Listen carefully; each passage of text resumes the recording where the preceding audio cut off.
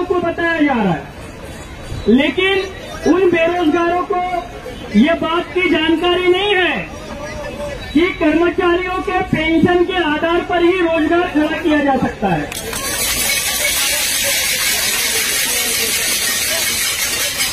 कर्मचारियों की पेंशन ये बेरोजगारों को रोजगार देने का मामला है। इस बात की जानकारी न बेरोजगारों को है न कर्मचारियों को है। इस बात की जानकारी न बेरोजगारों को है न कर्मचारियों को है। इसी कारण इस वजह से आंदोलन को काउंटर किया जाने का काम बड़ी मात्रा में हो रहा है। साथियों, मैं आप लोगों को कुछ हमारे भारतीय बेरोजगार मोर्चा के माध्यम से आप लोगों को इसलिए समर्थन देना चाहते हैं कि हम यह जान चुके हैं कि कर्मचारियों की पेंशन अगर लागू होती है तो पेंशन लागू होने के पहले कुछ मुख्य कारण है। साथियों, मैं गंभीर बातें आप लोगों को बताना चाहता हूं कि 1950 में भारत यह एक लोक कल्याणकारी राष्ट्र है।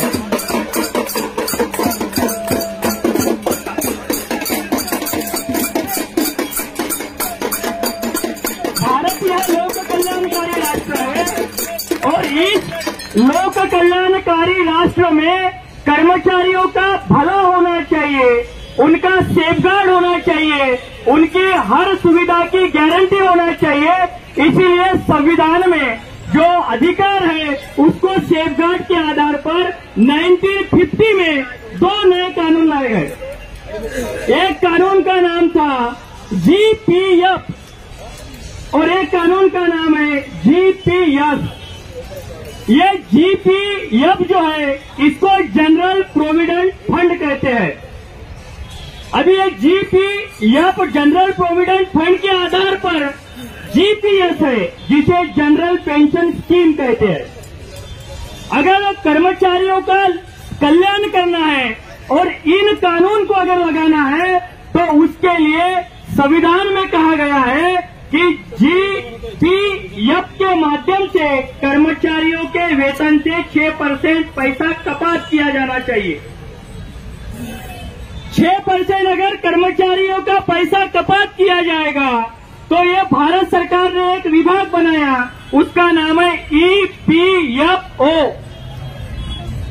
ये ईपीएफओ में कर्मचारियों के 6% पगार का पैसा जमा होगा और ये 6% पगार, ये जो 6% का जो मामला है, जो निधि है, उस निधि के आधार पर सरकार यह बाध्य होगी कि उसको सरकारी संस्थानों को खड़ा किया जाए।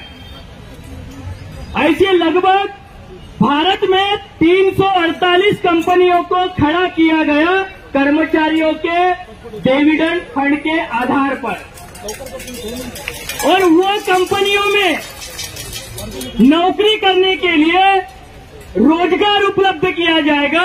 वह रोजगार सरकारी रोजगार होगा। इसका जो संबंध है वो संबंध सीधा जीपीएफ का जो संबंध है, जनरल प्रोविडेंट फंड का संबंध जो है, यह बेरोजगारों को नौकरी देने का मामला है। यह बेरोजगारों को नौकरी देने का मामला है। लेकिन सरकार ने एक बहुत बड़ा षड्यंत्र हमारे कर्मचारी और बेरोजगारों के विरोध में किया।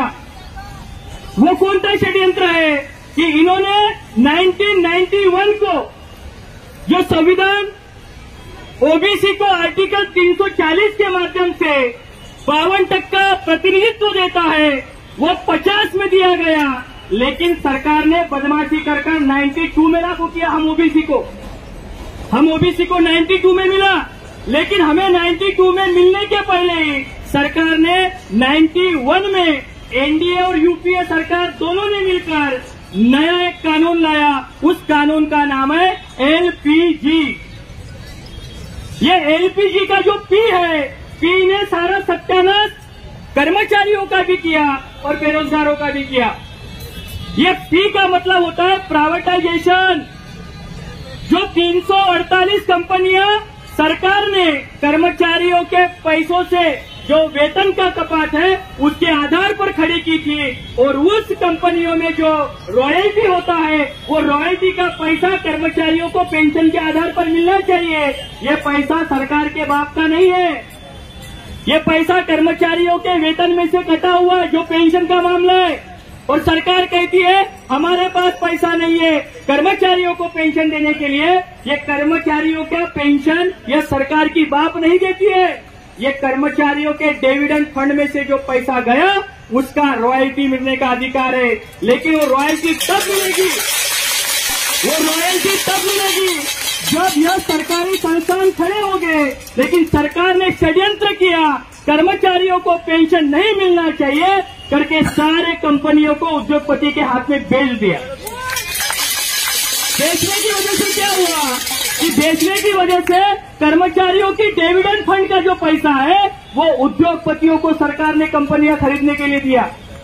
उद्योगपतियों को कंपनी खरीदने के लिए देने की वजह से आपका पीएफ की समस्या खड़ी हुई और हमारी बेरोजगारी की समस्या खड़ी हुई। कर्मचारियों ने अपने आंदोलन में, मैं विनती करता हूं कि अगर कर्मचारियों ने अपने आंदोलन में निजीकरण का अगर बड़ी मात्रा में अगर विरोध किया तो हमारी पेंशन देने के लिए कोई बाप नहीं रोक सकता, किसी का बाप नहीं रोक सकता, क्योंकि जो डिविडेंड फंड का मामला है वो हमारी पेंशन से जुड़ा हुआ मामला है, सिक्योरिटी का मामला है। और नई पेंशन क्या कहती है? सिक्योरिटी नहीं है। कर्मचारियों के पेमेंट में से 10% वेतन काटा जाएगा और सरकार 14% डालेगी और ये सारा पैसा शेयर मार्केट में लगाया जाएगा। अगर कल चलकर अदानी, अंबानी, टाटा, बिरला अगर शेयर मार्केट लेकर भाग गए तो कर्मचारियों का पैसा कहाँ जाएगा? ये मामला काफी गंभीर है। जब तक राष्ट्रीयकरण नहीं होता है तब तक कर्मचारियों की पेंशन बहाल नहीं की जाएगी और बेरोजगारों को रोजगार नहीं मिलेगा। अभी ये पेंशन कब से बंद की?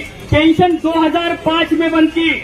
जैसा हम ओबीसी के साथ में बदमाशी कैसी हुई, हमें 92 में दिया और 90 में एलपीजी लाकर प्राइवेटाइजेशन किया, वैसे आपके साथ बहुत बड़ी धोखाधड़ी हुई है। वो है 5 में पेंशन बंद की और 4 में ईवीएम मशीन लाया। देश में किसी भी सरकार को जनता के वोट का डर होता है। वोट से जनता सरकार को परिवर्तित कर सकती है, गिरा सकती है और बैठा सकती है। लेकिन यह सरकार न कर्मचारियों को डर रही है, न विद्यार्थियों को डर रही है, न किसानों को डर रही है, न बेरोजगारों को डर रही है। इन्हें जनता विरोध में जाकर सरकार गिराने की डर नहीं है, क्योंकि इनके पास में इलेक्ट्रॉनिक वोटिंग मशीन है। ये electronic voting machine every one code Modi के नाम से काम करती है, इसीलिए गड़बड़ी कर चुनाव जीते और हमारे कर्मचारियों के विरोध में काम हो रहा है, बेरोजगारों के विरोध में काम हो रहा है। साथियों, मैं आखिरी बात कहना चाहता हूं, कर्मचारियों के इस मुद्दे को हम भारतीय बेरोजगार मोर्चा के माध्यम से राष्ट्रव्यापी मुद्दा बनाने जा रहे हैं। केवल जूनी पेंशन योजना का मामला यह महाराष्ट्र के कर्मचारियों का ही नहीं तो देश के कर्मचारियों का मामला है। जूनी पेंशन योजना का मामला यह राज्य सरकार के साथ साथ केंद्र सरकार का मामला है। आज देवेंद्र फडणवीस कहता है देऊ शकत त्याला माहिती आहे हो, त्याच्या अंडरमध्ये नाही, केंद्र सरकारच्या अंडरमध्ये आहे, केंद्र सरकार के अंडर में है। राज्य सरकार के साथ साथ केंद्र सरकार को भी हम नस्तनाबूद काम करने की तैयारी करेंगे। भारतीय बेरोजगार मोर्चा राष्ट्रीय स्तर पर देश के 50 बड़े शहरों में बेरोजगारों की संसद का कार्यक्रम करने जा रहा है। हमने चुनकर दिए हुए प्रतिनिधि न कर्मचारियों की आवाज उठाते हैं संसद में, न ही बेरोजगारों की आवाज उठाते हैं। अभी हमारी आवाज हम बनेंगे और बेरोजगार मोर्चा के माध्यम से हम संसद करने जा रहे हैं और इस संसद में प्रमुख 4 मांगे हैं। वो संसद का पहला कार्यक्रम आजाद मैदान के मुंबई में 1 अप्रैल को हम करने जा रहे हैं। 2 अप्रैल को ये पुणे में होगा, 3 अप्रैल को ये कोल्हापुर में, 5 अप्रैल को यहाँ जलगांव में, 7 अप्रैल को अमरावती और 9 अप्रैल को नागपुर के यहीं पर हम संसद बनाने जा रहे हैं। और हमारी प्रमुख 4 मांगे हैं। हम किस मांगों को लेकर कर रहे हैं कि देश के सभी कर्मचारियों को पुरानी पेंशन लागू होना चाहिए। दूसरा कि जितने भी सरकारी संस्थानों को, उद्योगपतियों को बेचा गया है वह निजीकरण खत्म होकर राष्ट्रीयकरण लागू होना चाहिए। कर्मचारियों को पेंशन भी मिलेगी और बेरोजगारों को रोजगार भी मिलेगा। हाँ, कंट्रैक्टीकरण के तो विरोध में ही है। वो हमारा तीसरा मुद्दा है कि ठेकेदारी पद्धत बंद होनी चाहिए। चौथा मुद्दा है इलेक्ट्रॉनिक वोटिंग मशीन का बंदोबस्त करेंगे। इलेक्ट्रॉनिक वोटिंग मशीन का बंदोबस्त करेंगे। कर्मचारियों को सरकार का पूरा विरोध करने के लिए न हो, इसलिए सिविल कंडक्ट रूल लगाया गया है। अभी ये सिविल कंडक्ट रूल कर्मचारियों को है, बेरोजगारों को नहीं। कर्मचारियों के हक और अधिकारों की बात बेरोजगार मोर्चा के माध्यम से हम करने जा रहे हैं। इलेक्ट्रॉनिक वोटिंग मशीन का बंदोबस्त करने जा रहे हैं।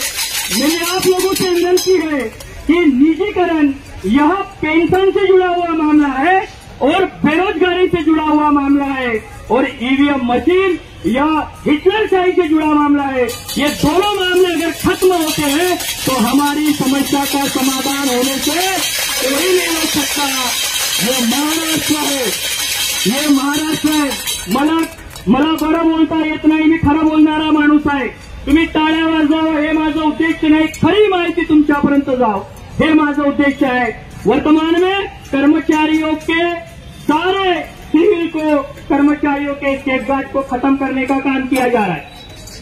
बेरोजगारी को रोजगार खत्म करने का काम किया जा रहा है, जिससे आने वाले समय में नौकरियां नहीं है। ये लड़ाई हमारे आने वाली पीढ़ियों की लड़ाई है। बेरोजगारी की संसद में आप बड़ी मात्रा में शामिल हुए और आपके क्षेत्र में रहने वाले लोगों को भी शामिल करिए।